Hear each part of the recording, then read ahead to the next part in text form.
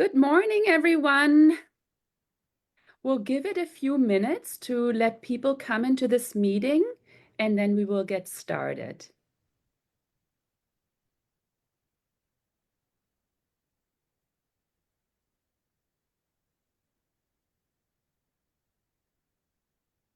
May I just say while we're waiting, thank you so much for these programs. They are such an important part of my life.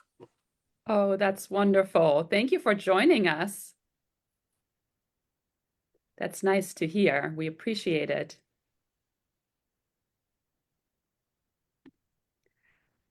All right, let's get started. We're really thrilled to have you here with us today for our talk entitled Carved in Stone, Moses and the Decalogue.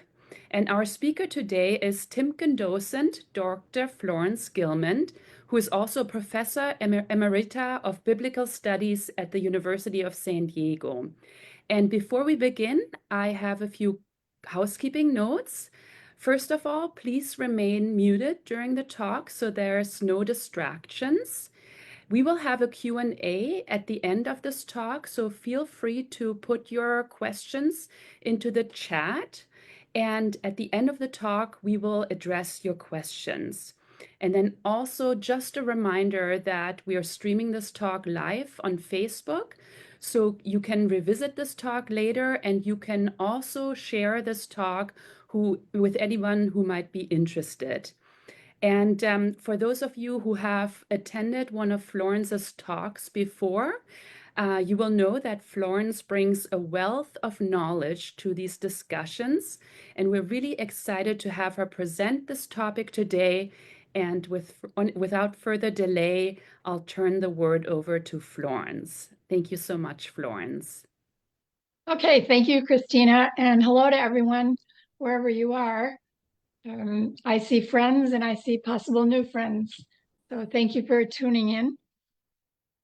You will see from the title slide right here that the title of Rembrandt's painting of Moses is not just Moses and the Ten Commandments, but it's Moses breaking the Ten Commandments. So the moment that Rembrandt decided to focus upon is a moment of fury and action. And I always look in paintings for what's the moment in the story that the artist is referring to. And so it's not Moses carrying the Ten Commandments down Mount Sinai. It's Moses getting ready to crash them. So let's look at that in other paintings too. Let's see what the moment is as we go through this very interesting material. So Moses is a figure about whom there's a lot of information in the Old Testament or the Hebrew Bible. In fact, there's so much information we can reconstruct a biography of this character. And he's so important in the history of religion, both well, actually all three major Abrahamic religions, so Judaism, Christianity, and Islam. He is just a gigantic figure. And someone already asked a question if Rembrandt himself titled this painting, and I don't know the answer to that question. That's a really good question, but obviously the title has attempted to pick up on an exact moment. Okay, here we go now. I can get the slides to advance. Okay, Moses was a reluctant figure in terms of being a messenger of God on behalf of God and so on. And he ended up being a mediator type of character between his own people and the Egyptian pharaoh. He had to mediate among his own people. And he also functioned as a prophet. When the Bible looks back at the prophets, Moses is considered the greatest of the prophets. So Moses, you could say, sets the standard for what a prophet is. And prophets were among the most significant figures in the Hebrew Bible. So he's a complex figure, and he's inspired a great deal of art. And a lot of it is about the receiving and delivering of the Ten Commandments. So artists really have worked at capturing the depth and the complexity of him and the pivotal role in shaping history. There's a lot of art about Moses. So this time in this lecture, which is my second lecture for this series on Moses, I will be looking especially at Moses and the Ten Commandments. So his significance is so great that, as I said, the Hebrew Bible, the Old Testament, tells his whole life from beginning to end. Now, was he a historical, real person? The way some people put it is, if he wasn't, you'd have to invent him. In other words, he is the profound person, is the profound force, you could say, at the center of Hebrew thought and history.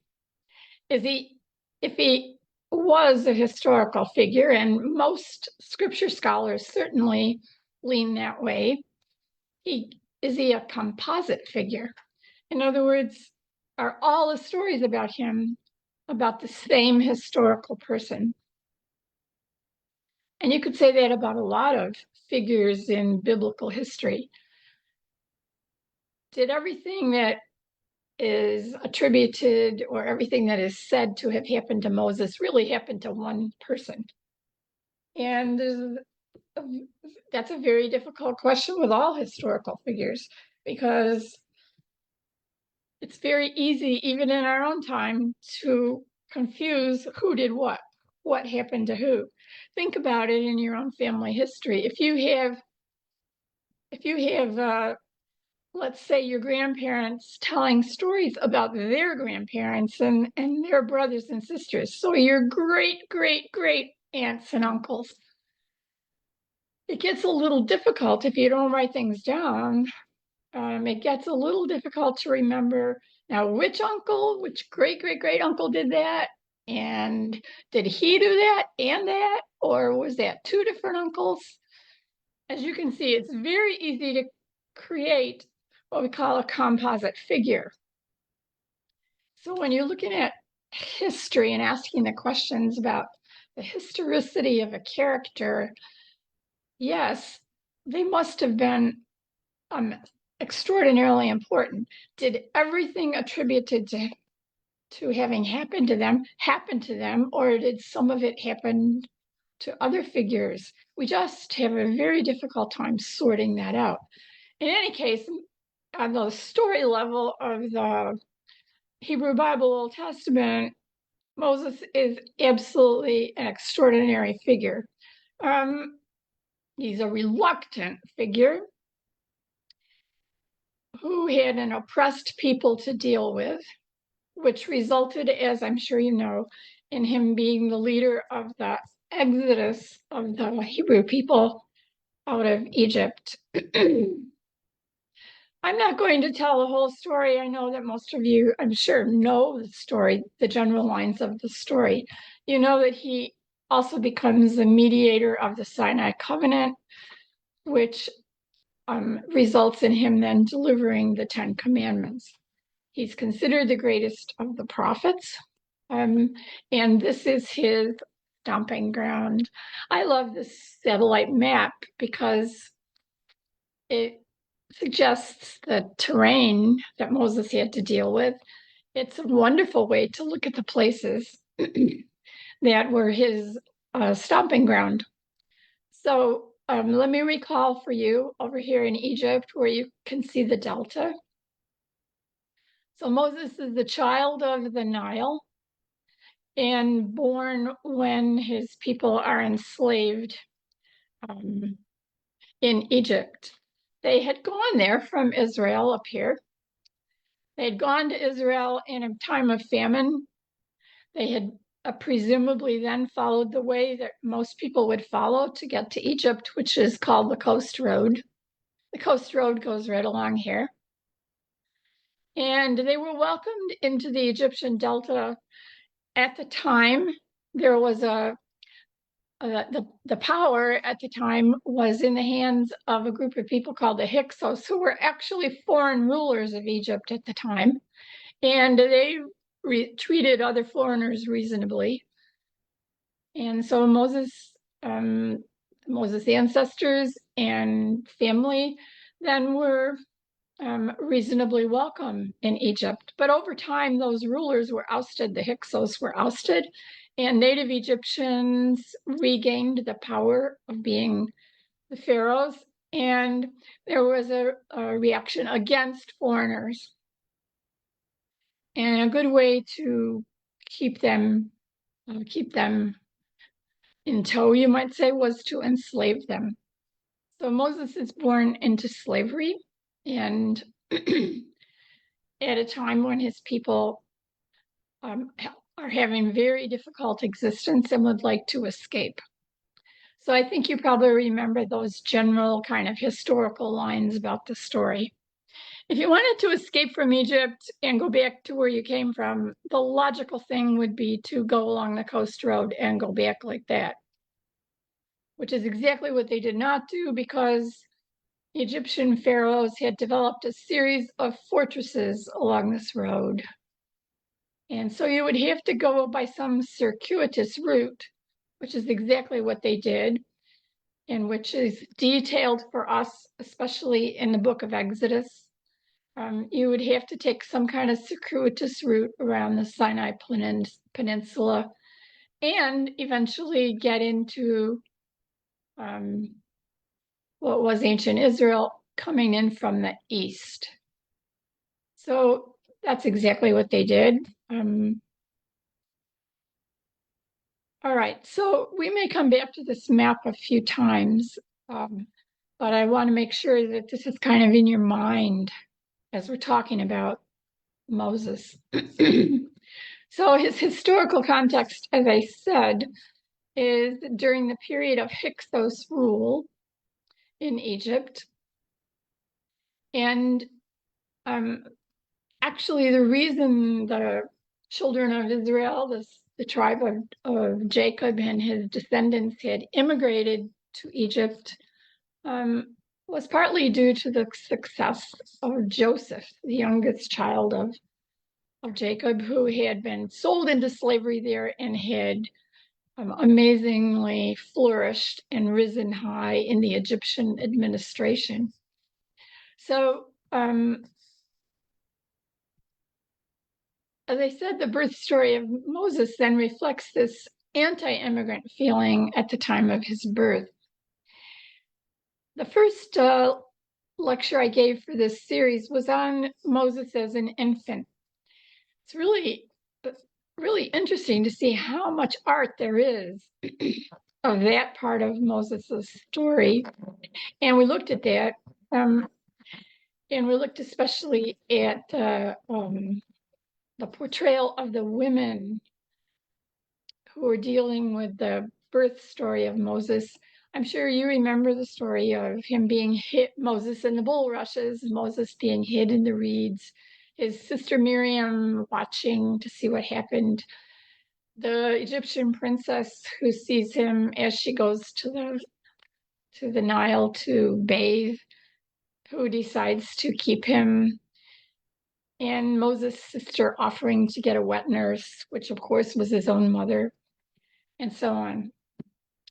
So we looked at that part of his life and how much art it has inspired, at least how much art has survived, because we know there's always more that has been lost or we don't know about. This story was especially poignant because there are many women today who, as immigrants in difficult war-torn areas, we can think of them in all the areas that we know who have to give up a child, and who, rather than see their child die, will give up that child. It must be one of the hardest things any woman can do, to give away your child for the sake of the child, because you cannot feed and protect that baby. There is another ancient story predating Moses about a famous ruler who similarly was given up by his mother. So you could say there's kind of a trope here, that Moses, eventually as a great leader, kind of started out with the same poignant situation. His mother's name was Jochebed. His father's name was Amram. We don't find out much about them. But this beautiful painting, Argentinian artist painting Jochebed, and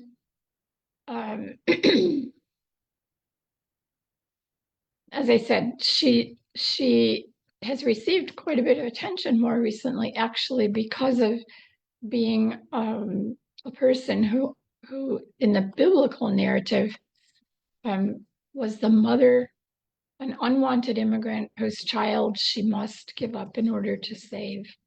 Women's determination to save their children is extraordinary. Women will do anything to keep their baby alive.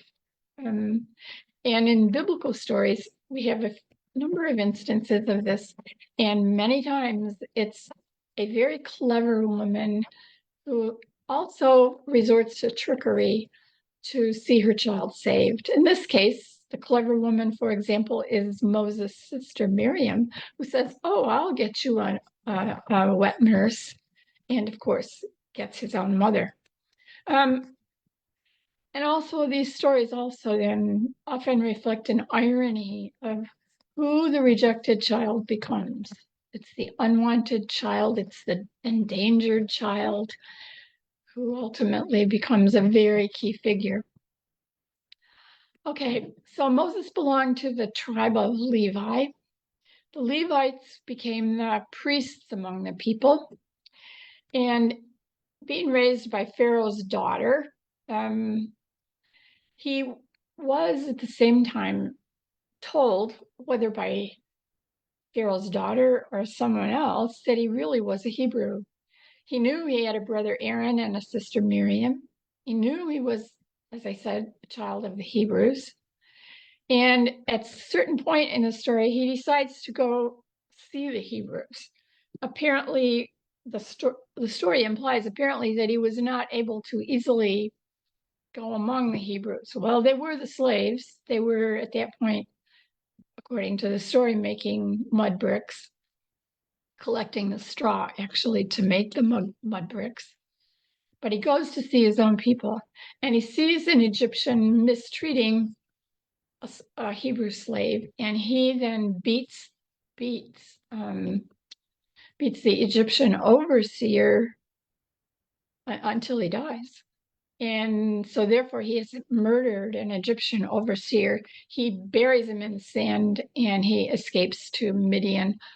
When we come to the next map, I'll show you where that is. So he goes way out into the way out from the area of Egypt to Midian, and he encounters a family there of a man named Jethro. In some of the texts, Jethro is also called Reuel. So he has two names, Jethro or Reuel. He has a number of daughters, and Moses marries one of those women named Zipporah. They have at least two sons, Gershom and Eleazar. And yeah, there's a whole line of the story that one could follow through with that. When we were talking in the last lecture about the painting of Moses and the bulrushes and the rescue of Moses from the water and so on, I pointed out that some of the paintings were especially glad to portray this part of the story because it seemed to give them license to paint nudes. Docent. So they could paint more interesting paintings in their estimation by telling this story and painting women nude at the bathing spot.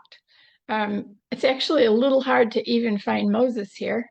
And that suggests that the painting, probably had a wider purpose. Okay, this one is by Orazio Gentileschi. That would be the father of Artemisia. Some of you know that I find Artemisia extremely interesting as a feminist, early feminist artist. Anyway, this is by her father, and he is less interested in painting the nudity, obviously, than in painting the elements of the story.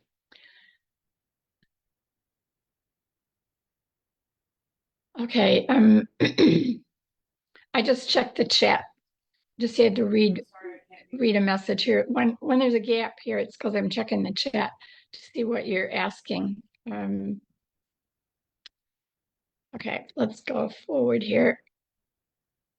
So this is another one of the early part of the life of Moses.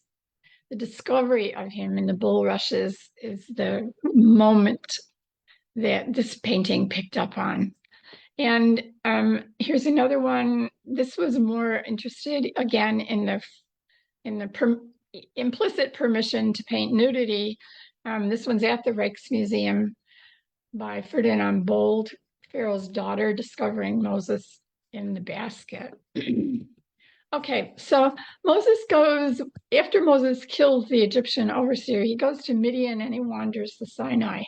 And he has an experience that is described as a bush that burns, but it doesn't burn. In other words, it's not destroyed. I kind of understand that in a new way. I just came back from Morocco, and there was this strange experience of seeing an oasis that burned. And yet it's still producing dates. It will green up again.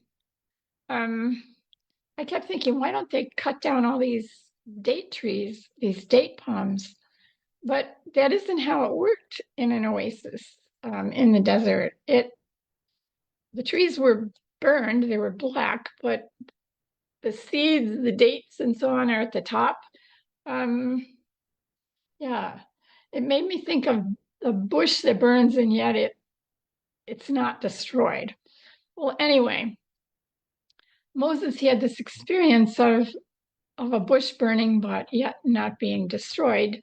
And it became for him a vehicle by which he hears God telling him to go to Pharaoh and to tell Pharaoh, let my people go.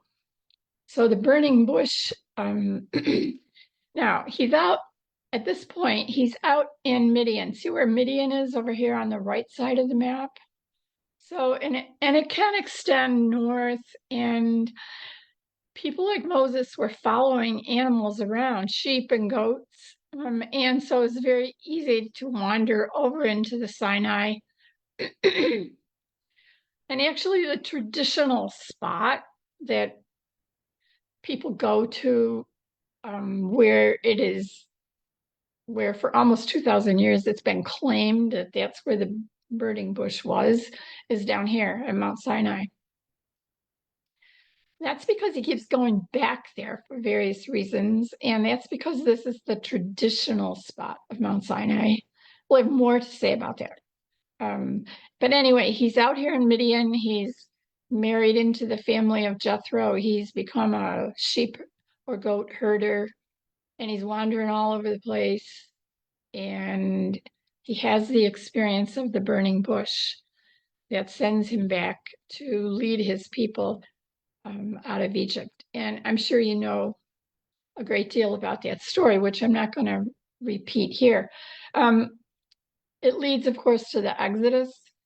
And at this point, I might point out that the location of the Hebrew people is up here. in the northeast delta in an area called Goshen.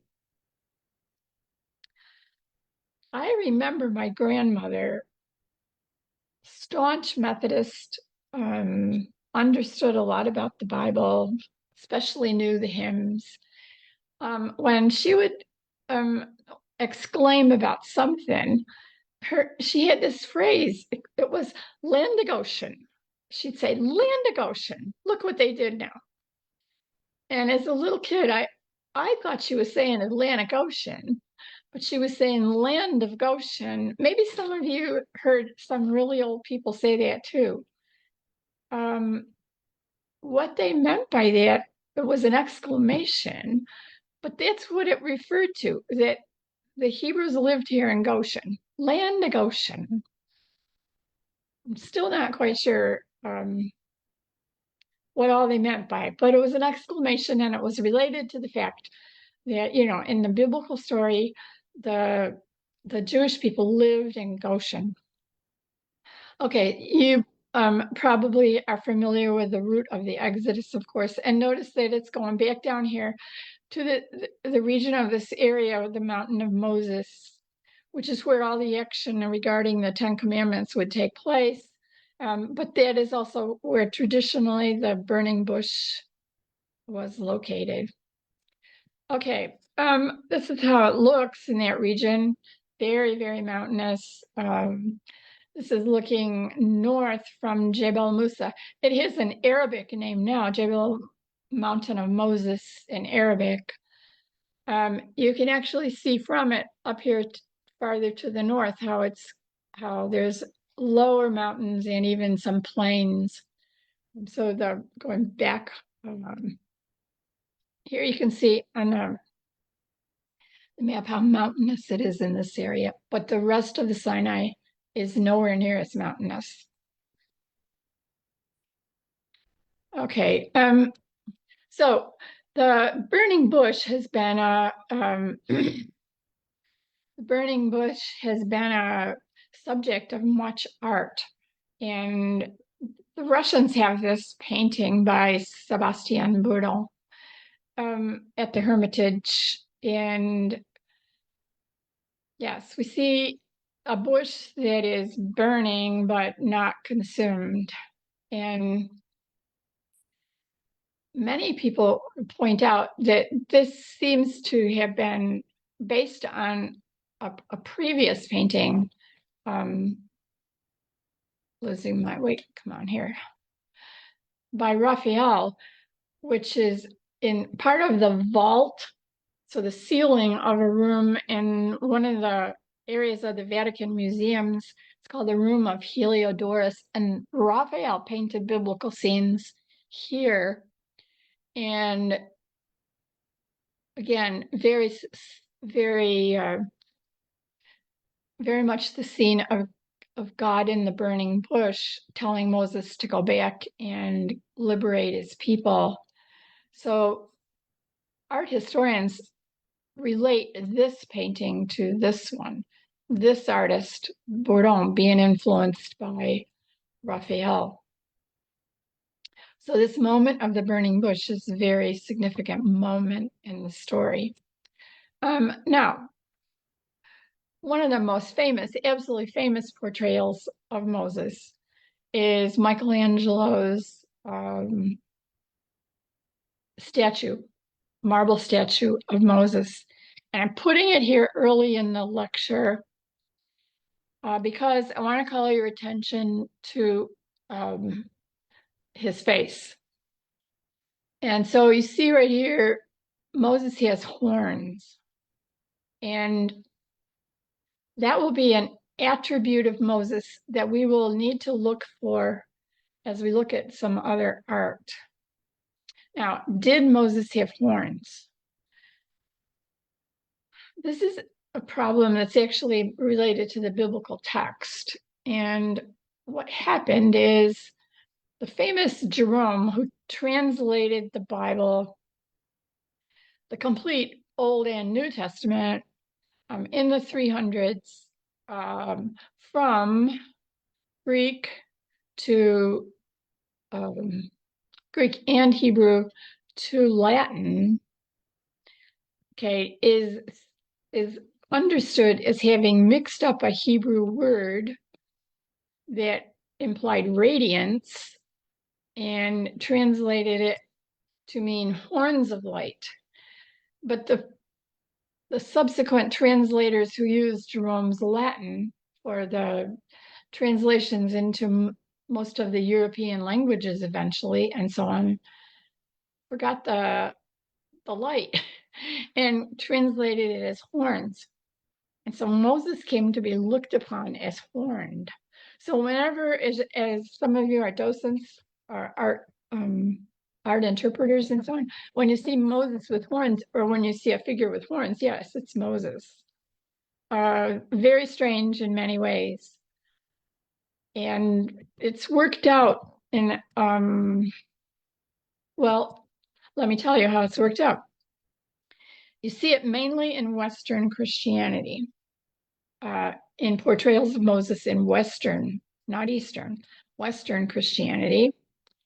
And yeah, as I explained, it's due to a mistranslation probably by Jerome and even extended then by other translators of the Vulgate. The Vulgate is the Bible, complete Bible for Christians, Old and New Testament, in Latin. So actually in art, the use of horns for Moses mainly appears later from the 11th century on. And sadly, in the medieval period, by seeing Moses as horned, it became a depiction. It became related to a depiction of anti-Semitism, of some Jewish men as horned. This is ridiculous, but that's what happened. So many translators of the Vulgate did eventually understand when they compared Jerome's Vulgate to Hebrew texts. They realized the mistake that he had made, and they transferred the idea or translated again as rays of light on his head. Now we will see a lot of that as we look at some of these paintings. But I have to caution you, just because you see something on his head, okay, look at this painting on the left, or look at the figure on the left. If you looked at that and you see, oh, he's got horns on his head, that's Moses. But it's not. Okay, there's Moses over here without horns. And how do we know? Well, first of all, he's got his staff in his hand. That's one of the most important attributes of Moses in a painting. If you see a figure in a biblical painting about this period with a staff, it's Moses, because his staff was his means of proving that the message he had from God was from God, because he could use his staff and whip it down and it turned into a snake, and then he could make it stiffen back up and so on. That was one of his signs of his power, I guess you could say. So then what's this over here? These are not horns. Okay, this is a tiara. Instead, a crown like a double crescent tiara. And when you look at this figure is actually garbed like the high priest. And so this is Aaron. Moses' brother Aaron then is the what would you say, the forerunner of all the high priests, of all the Levitical high priests. So be careful. Everything isn't horns. This one in this case is a tiara. Okay, I'm taking just a minute here to look at the chats. Thank you for your comments as we go along. And let's continue. Okay, now we're going to start looking more closely at the tablets too, because they are portrayed in in very, very different ways. This, you notice this is in in Dutch. I think, well, no, I guess it's German.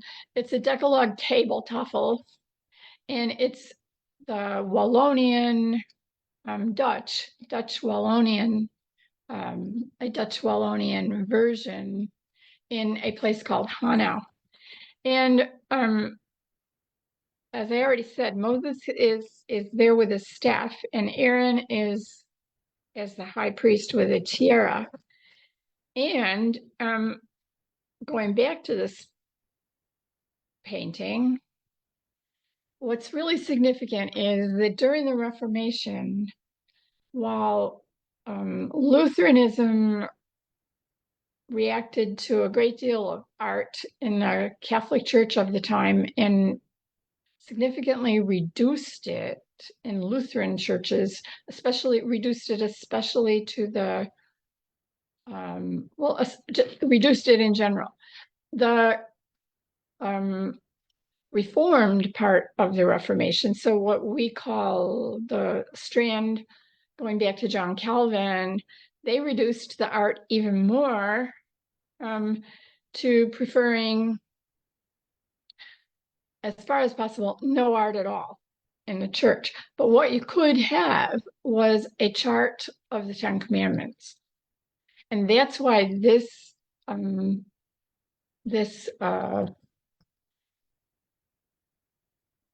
piece of art would have functioned in a Wallonian that is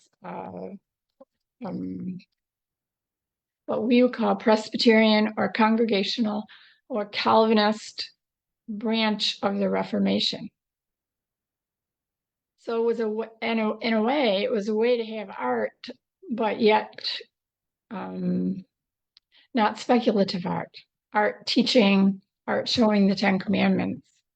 Okay, so I think we looked at all this. Now I would like to direct your eyes especially to the tablets. Okay, so according to Exodus, the first set of tablets were inscribed by the finger of God. Whether Moses supposedly, according to the story, saw that or not, it is God who writes the commandments.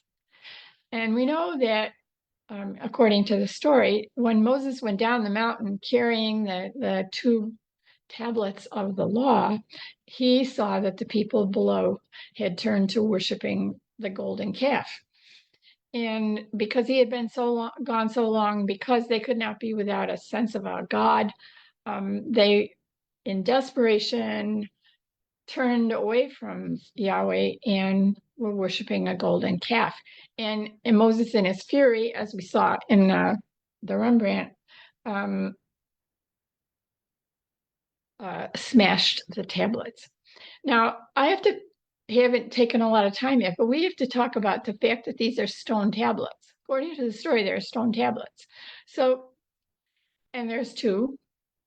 And these are like the equivalent of what we would call a funeral monument, a gravestone. And they're heavy. They're as heavy as can be. And they had to be a certain thickness in order to not break easily. So anything depicting, if you ask me, anything depicting Moses carrying two tablets, especially in the first piece we looked at, where he's got him over his head, I mean, he'd have to be super strong to be dealing with him that way. That's not unusual in the ancient world, that laws were inscribed in stone. I mean, that's where we get the idea. Something is inscribed in stone. It goes way, way, way back to ancient civilizations where a ruler would inscribe laws in a stone, and that way there's no confusion. The law stood as it was inscribed, and people could read it, and there was no doubt about what had been intended as the law. Now we call that a stele. Stele. And you see steles in museums. You see them when you look at artifacts from ancient civilizations. Some of the most famous ones are the Moab stele and so on. And yeah, these are really, really important artifacts from the ancient world. But you don't just carry them around that easily. So some of the artworks, make Moses look like super, super strong. But yeah, the story says he smashed them. Okay, and the second tablets, the replacement, were chiseled out by him and rewritten by God. Now, the story goes on to say that the tablets were stored in the Ark of the Covenant. So an ark was generally a large box, for lack of a better word, is a big box that could be carried by at least 4 men or more on poles, shoulder poles. And so the ark was the place to store the tablets. And we have lots of depictions then of the actual tablets. Now, please note, and we'll see it in the paintings, some are round-topped rectangles. Some are square, sharp corner rectangles. That was favored especially by rabbinic tradition. And that is how they are depicted in the oldest art we have of biblical scenes in Dura. In the synagogue in Dura, they are depicted as rectangles with sharp corners. And mostly rectangles with sharp corners in Christian art, the earliest Christian art, up to about 1,000. Okay, let's see what else we can pick out in some of these paintings. Right here, in an Italian painting from the early 16th century, we see Moses dealing with these stone tablets. Oops, lost.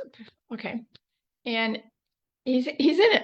He's configured very unusually, isn't he? It's almost like he's getting ready to dance or something. Is the artist implying, that he's having trouble holding these tablets? I'm not sure. But also the artist was interested in telling a lot of the story in this painting, because you see, while he's receiving the 10 Commandments, meanwhile, down the mountain, the golden calf has been created, and the people are looking, in some cases, you might say, very expectant, like, where is he? Why doesn't he come? And that is how they had given up and turned to the golden calf.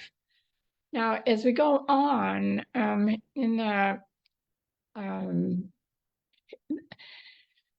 centuries following, here's Moses with the tables of the law. Here they are rounded. See that?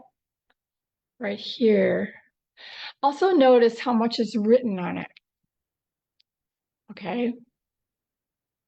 This has more than 10 lines, I think. It has 2, 4, 6, 8, 10, 11 lines. So is more written here than 10 commandments? Or are some of them spelled out more? What's this one over here? Because some artists then would have understood that there were 2 copies, one for the people, and that Moses would actually have a second copy to take back to God, because then they would each have a copy, a quote, copy of the agreement. So sometimes we don't understand how the artist was thinking about the 2 tablets. Look at this one. This is interesting. It's enamel on copper.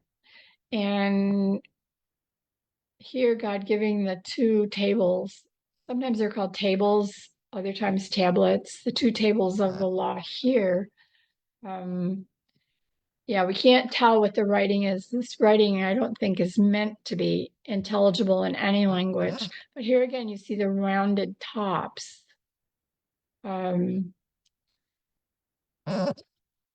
This one's really interesting because here you got the Ten Commandments in French.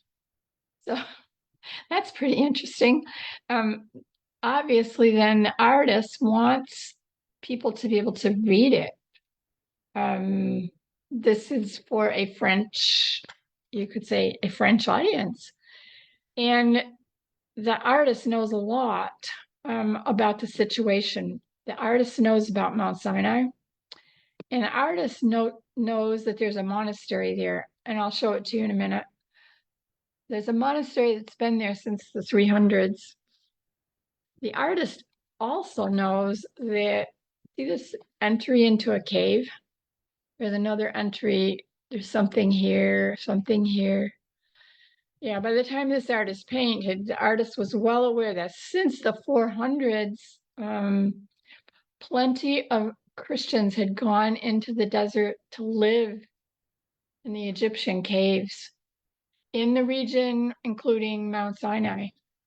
So this artist is telling a lot more about the region, as well as talking about the Ten Commandments. But obviously, de Layton wanted people to be able to walk up to this painting and read the text.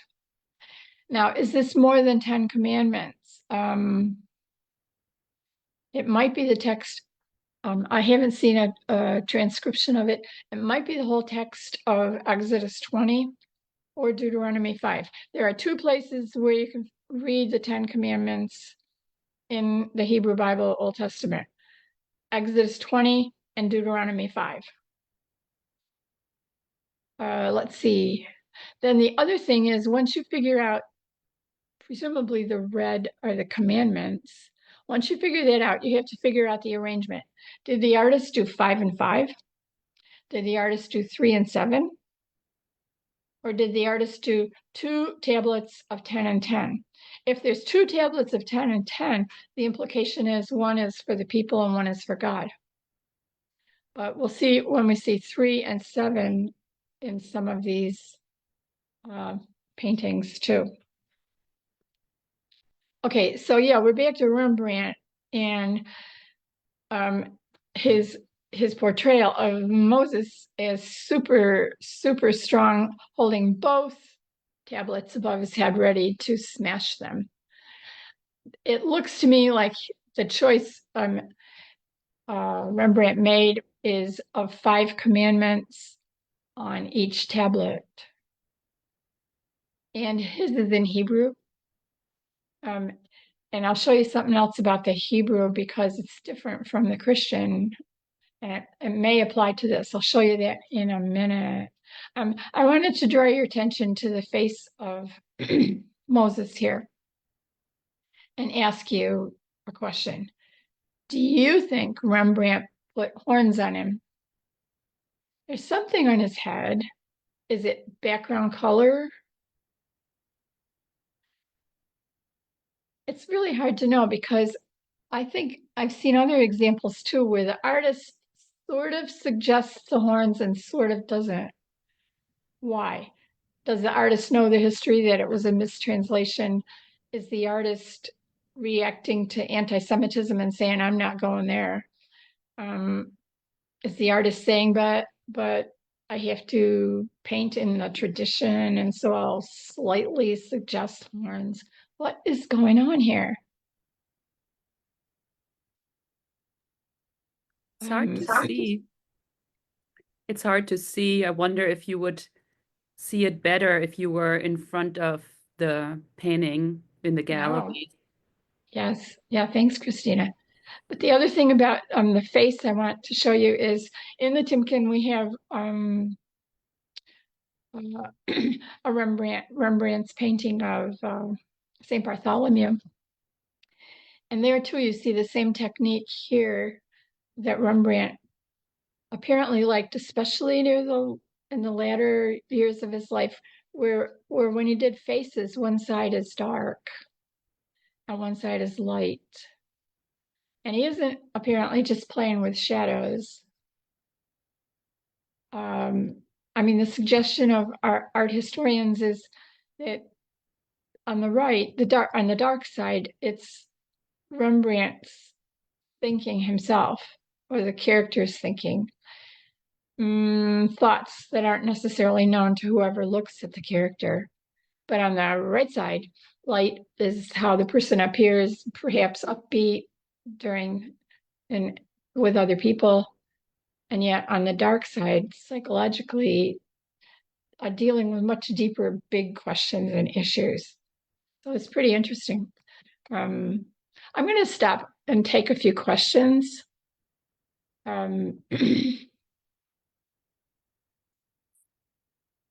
Yes, would anybody like to ask a question or make a comment? Just kind of brief right now. We have a lot more to go. No, I've lulled you all into sleep. Are you all asleep out there? Okay, we'll keep going. Okay, okay, here's a second half of the 17th century with a depiction, rounded tops on the tablets. These tablets actually look like they're hooked together. And I would like to get a Hebrew translation. It's very difficult to read this. I know Hebrew letters and so on, and this is almost a shorthand, or so it's very difficult to interpret what he's got here. But why is this figure of Moses pointing to a certain place? Is he pointing to a certain commandment? Yeah, that would have to be taken into consideration in interpreting this painting. Okay, this one is so interesting. This belongs to the Sephardic Jews in London. So the Sephardic are the Spanish influenced, the Greek Spanish influenced Jews. And you see that on this painting, which was done in the late 17th century, you see that it's translated into Spanish, and I'm sure many of you can read it. So notice it's the layout here is 5 and 5, okay? And let's take one. Okay, let's take this one down here. Honra a tu padre, honor your father and your mother. When you read that, you know that that's depending on the layout of commandments, whether it's Christian, whether it's Catholic, Protestant, Orthodox, or whether it's different versions within the Hebrew traditions. Yeah, that is not the last commandment. Honor your father and your mother. And then you say, hey, wait, what's going on here? Well, what's going on is, who's out there who can tell us? Come on. Somebody knows. Jane, are you still out there? No? Well, Okay. they're definitely not in order that you usually see Jewish commandments, because the negative commandments are usually on one side and the positive commandments are on the other, but they haven't done that here. Yes, who's talking out there? Please Ellen, let me see. this is Ellen Cleary. Oh, okay, Ellen, thank you. Yeah. Well, the other thing is Hebrew is read from right to left. So if you're used to the Christian portrayal, all you gotta do is flip the two tablets.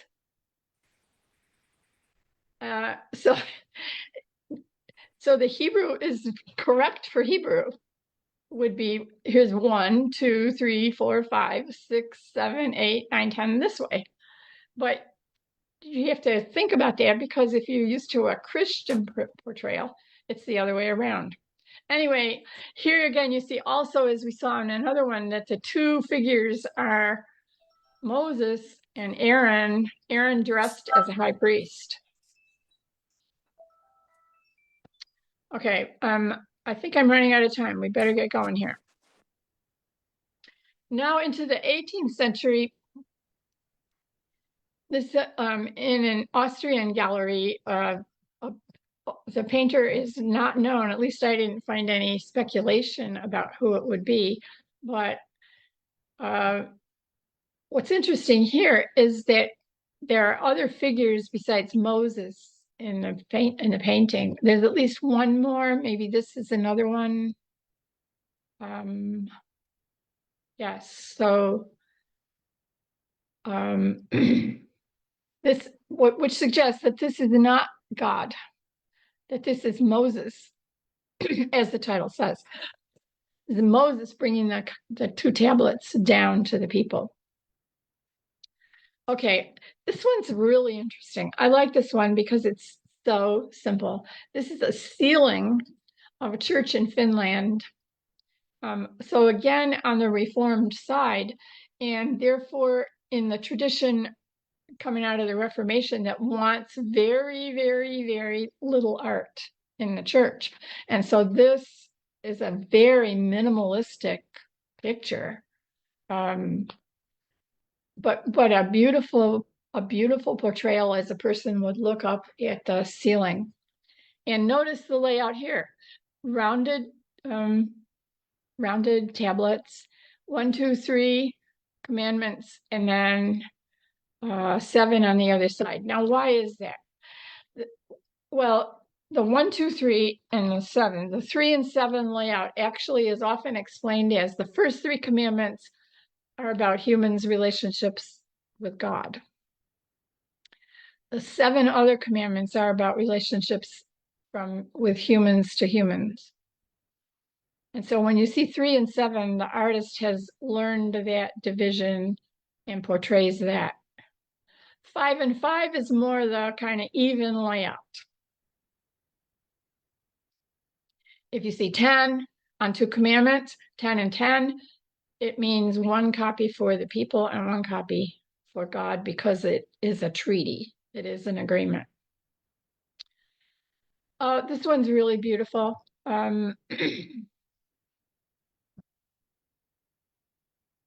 Notice I put a note here for you to notice the 7 and 3 division here. So you see it starts with 4, 5, 6, 7, 8, 9, 10, and laying on the ground are the first 3. So remember, paintings like this would normally be commissioned for either churches or synagogues, and they're intended to teach. So the artist knows that. The artist knows that this will be used to explain to the people. Notice what this artist has done with the horns idea. So rays of light, maybe. I mean, that's what the artist is trying to portray, but it's still within the horns kind of tradition because it's pretty odd rays of light, isn't it? And this is how they kind of dealt with it. It was like, I'm not going to put horns on him, but I have to paint within the tradition, I guess. Yeah. Okay. Supposedly all this, this story happened at Mount Sinai. And this monastery is there, has been there since the 300s. It's called St. Catherine's. It's an Orthodox monastery. It is currently Greek Orthodox, but it has been in the past been under the jurisdiction of the Russian Orthodox Patriarch. And it's famous for having some of the oldest manuscripts of the Bible. It's where we find the complete Bible, Old Testament, New Testament, Hebrew Bible, New Testament in Greek. The very oldest known full copy called Codex Sinaiticus was discovered here. That is now in the British Museum. Anyway, this is at the base of Mount Sinai. Now, there are numerous candidates for where Mount Sinai really was. I think I've read up to maybe 10 suggestions, so nobody's positive. This one, in a way, wins out because this is the one that pilgrims have gone to over the ages. And so if you want to go to Mount Sinai and you're not an archaeologist, you go here. Why? Because you're in the tradition. And the tradition has said this is where we go to think about Mount Sinai. And that's interesting in a way because it avoids the question of are we at the exact spot? And because we can seem to never know the exact spot. And so the person who's Jewish or Christian who wants to be somehow in that, I guess you would say, in that frame of mind of being at Mount Sinai, finds a great deal of meaning going here. This monastery, you can visit it now. It's not particularly easy to get to, although it's gotten easier. And it has a library of extraordinarily old documents, and it has some of the oldest, what do I want to say, icons, some of the oldest icons known.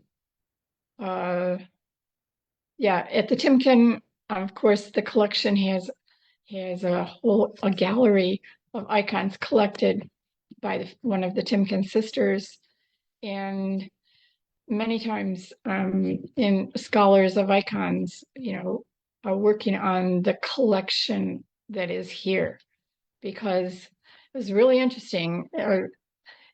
In the history of icons, there were periods called the periods of iconoclasm when icons were ordered to be destroyed because they were seen as objects of idolatry. But the ones here survived because the jurisdiction of this place under much of its history has been under Muslim rulers. And so they couldn't care less about the icons. And so they survived. And that's really interesting. Anyway, people still go here. Many, many people go here in order to climb the mountain. And that's what, here's what it's like. First I wanted to show you, I will show you about climbing the mountain, but first I wanted to also show you just a few more interesting portrayals. Look at this one. Look at his head. What is the artist saying and doing? It's Moses. See the staff? We got the attribute. We got the tablets. And is he still playing around with the idea of horns? I don't know. Look at this one. This one is this is the whole text of Exodus 20. Now that is really designed, as you can see, that is really designed to teach. It is gorgeous, gorgeous inscription. See the attribute of Moses with the staff and so on. I was going to tell you where the whatever happened to the tablets. Okay, so according to the history of the Jewish people, they were, once the Babylonians attacked Jerusalem, they've never been seen in history since. Will we ever find them? Well, the Ethiopians say they have them. The Ethiopians claim that they have the tablets that were brought to them from Jerusalem, and they have them in this chapel. The Ethiopian Orthodox, one of the Orthodox groups. But they won't let anybody see them. And so this place, it's called Axum. They say they have them, but you can't see them. And so, that leads only the guardian monk there can view the Ark of the Covenant, the box that held them and the tablets. And that person must have that role for the rest of his life. Once he takes on that role, he's the only one who can ever view it. And yeah, a lot of Ethiopians don't really believe it. And a lot of scholars, it's just like, if you're not going to let us see it, then it's probably not real. They claim they have it. But back to Sinai, if you do go up the mountain, okay, you leave St. Catherine's in the morning about, I think, 3 or 4 a.m. You go up, you can walk it or you can go up on camels. And up at the top, as you get here, you can see part of the path here, but it gets really steep apparently. And yeah, it's like this. So when you get to the top, this is the view. This is the chapel up there, an Orthodox chapel now. Um, so the famous Egyptian president Anwar Sadat, Muslim, he went there, but he also had an idea that he thought would make a difference, and he thought, I would like to build a chapel here to Moses, to Jesus, and to Muhammad in honor of each of those figures, Moses, Jesus, and Muhammad, the three Abrahamic religions, meaning the three religions that stem from Father Abraham. And he thought that the symbol of that and talking about the three religions as interrelated coming out of the ancient world with so much affinity and so on would contribute to healing, world civilization. But as you know, unfortunately, he was assassinated before he could push this idea. Yeah, so that's the chapel at the top. I thought it would close with this view of the mountains there. The whole thing about Moses. I've tried to lay out a lot of different things about him for you, and especially the giving of the law. The law, is one of the fundamental texts of Western civilization. And so we can never, no matter what the religious tradition, we're not going to change some of the most fundamental ideas that killing is wrong, that lying is wrong, and so on. So it's a phenomenal place with phenomenal figure, with great art trying to communicate the reality of what Moses stood for. I guess I'll stop there. Thank you, Anybody? Florence. Thank you, Yes. Florence, so much. This was fascinating. I really enjoyed seeing all of these different depictions of Moses and you explaining the details. I certainly learned a lot from you today. We don't have any questions on Facebook or in our chat here, but there was a lot of comments in regards to Rembrandt's painting of Moses. When you raised the question, are those horns there? You will see in the chat that a lot of people chimed in on that. A lot of people thought that it looked like hair.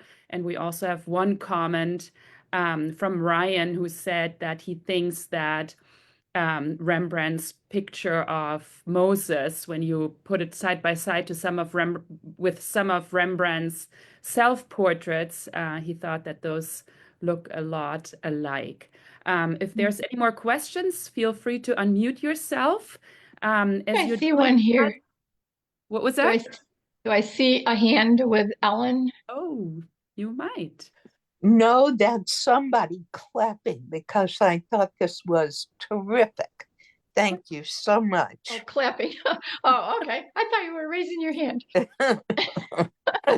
Yeah, thank you so much. Before everybody leaves, I just wanted to put a little plug in for our next virtual talk, which is coming up on Thursday, April 17. We have an outside speaker presenting Rembrandt, the artist that brings us the theater of life. So again, that will take place on Thursday, April 17 at 11 o'clock. The Zoom link for these talks is always the same. And if you replace it or misplace it, then you can always find it on our events page on our website. So again, thank you so much to Florence. This was a terrific talk. I learned so much, and I hope you all will join us for our next virtual talk. Thank you. Okay, bye, everybody. Bye-bye.